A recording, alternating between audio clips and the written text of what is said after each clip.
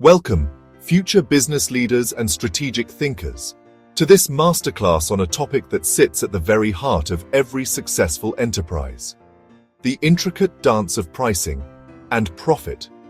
In the dynamic world of managerial economics, few concepts are as critical or as immediately impactful as the ones we will explore today. Pricing is not merely a number on a tag. It is the single most powerful lever a manager can pull to influence revenue, market perception, and ultimately, the long-term viability of the entire organization. Let us begin by laying the foundational stone of our discussion: the price policy. A price policy is far more than a simple list of prices for your products or services. It is a comprehensive, strategic document, a guiding philosophy that dictates how an organization will make all its pricing decisions over time. This policy bridges the gap between high-level corporate vision, such as becoming a market leader, and the ground-level tactical decisions made every single day. It starts with clearly defined pricing objectives. Is the primary goal to maximize short-term profit, or is it to penetrate a new market and rapidly gain market share? Perhaps the objective is to project an image of premium quality, or simply to maintain price stability in a turbulent industry. Once the pricing objectives have been clearly defined, the next step is to select the appropriate pricing methods to achieve them. Think of these methods as the architect's toolkit. Each tool is designed for a specific purpose. We will explore 5 key approaches: cost-plus pricing, value-based pricing, competition-based pricing, psychological pricing, and dynamic pricing. Each offers a different lens through which to view the pricing problem. The journey begins with the most traditional and straightforward approach: cost-plus pricing. This method involves calculating the total cost of producing a product, and then adding a predetermined percentage markup to arrive at the selling price. Consider a practical example.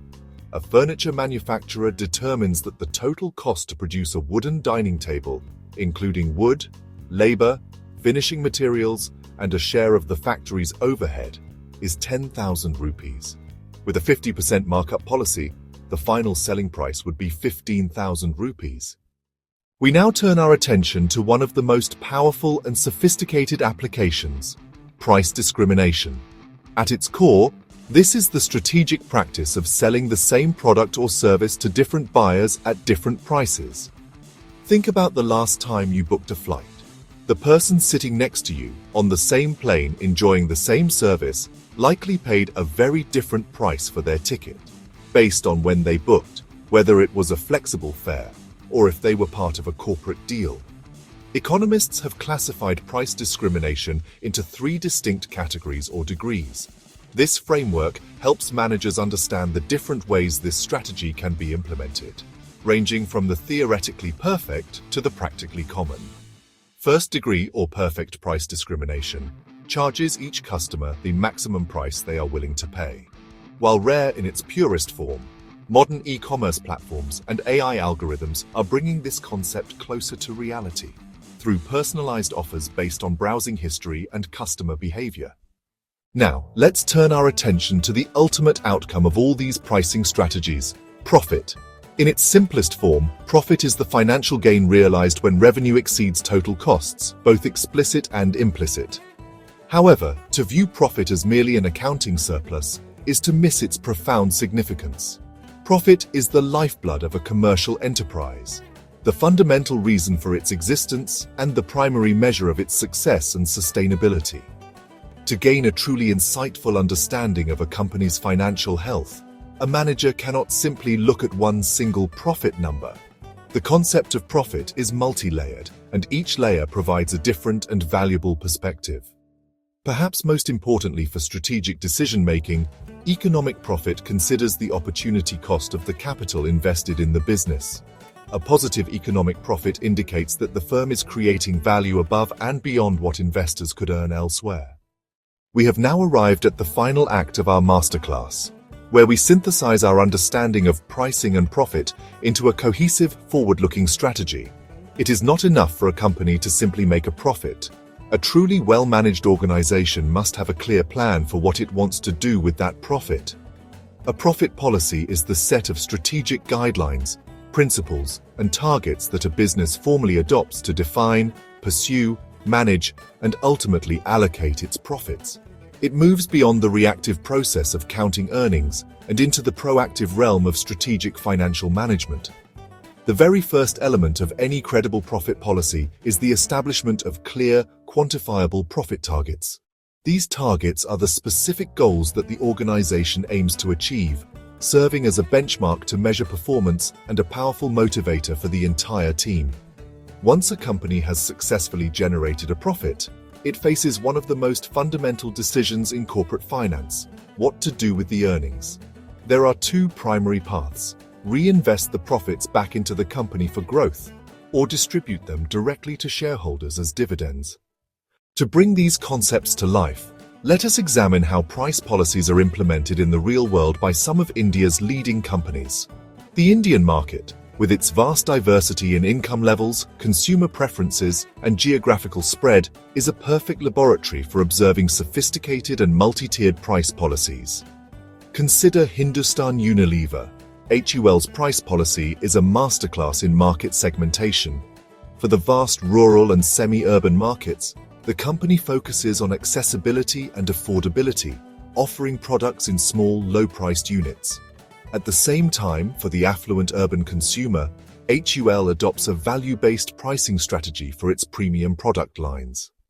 The top-tier Indian IT services companies such as Tata Consultancy Services and Infosys provide a classic example of a mature and disciplined profit policy. Their policies demonstrate a carefully calibrated balance between reinvestment and shareholder returns, consistently retaining profits for digital technology investment while maintaining generous dividend payouts. In contrast, consider the profit policies of public sector undertakings such as ONGC or Indian Oil Corporation. Their policies are uniquely shaped by their dual role as commercial enterprises and instruments of national policy, demonstrating a complex balancing act between commercial objectives and sovereign responsibilities. As we draw this masterclass to a close, it is time to synthesize the critical concepts and understand how they interconnect to form a cohesive and powerful managerial strategy. It is crucial to recognize that these four pillars are not isolated topics, but deeply intertwined components of a single continuous loop of strategic management. A well-designed price policy sets the stage for effective price discrimination. Successful execution of these pricing strategies directly determines the profit a company can generate. The profit that is realized provides resources and strategic flexibility to pursue long-term goals, creating a virtuous circle of value creation.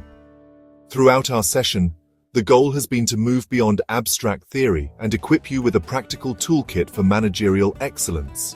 When tasked with setting a price, your first step should always be to refer back to your company's price policy. You now have a framework to choose the right method and think systematically through the lens of price discrimination. When you analyze your company's performance, you are now equipped to look beyond the single net profit number. You can peel back the layers to diagnose the health of the business with precision, applying the strategic lens of economic profit to question whether the business is truly creating value for its investors. As we conclude, I want to leave you with a final, broader thought. The mastery of pricing and profit is, in its essence, the mastery of value. At its heart, business is a simple proposition: to create something of value for a customer and to capture a portion of that value in return, which we call profit. The most successful and respected companies are those that have an almost obsessive focus on understanding, creating, and delivering exceptional value to their customers. They understand that sustainable profit is the natural and deserved outcome of a relentless dedication to serving customer needs better than anyone else. As you move forward in your careers, I urge you to adopt this value-centric mindset. The path of a manager and a leader is challenging, filled with ambiguity, pressure, and complex decisions. The frameworks we have explored today provide you with a robust analytical foundation to make decisions with confidence. Thank you for your attention and engagement in this masterclass. Go forth and apply these principles with intelligence, with integrity, and with a constant focus on the enduring quest for value. By doing so, you will not only build successful and profitable enterprises, but you will also become the kind of insightful, effective, and respected leaders that the business world so desperately needs. The journey to mastery has begun,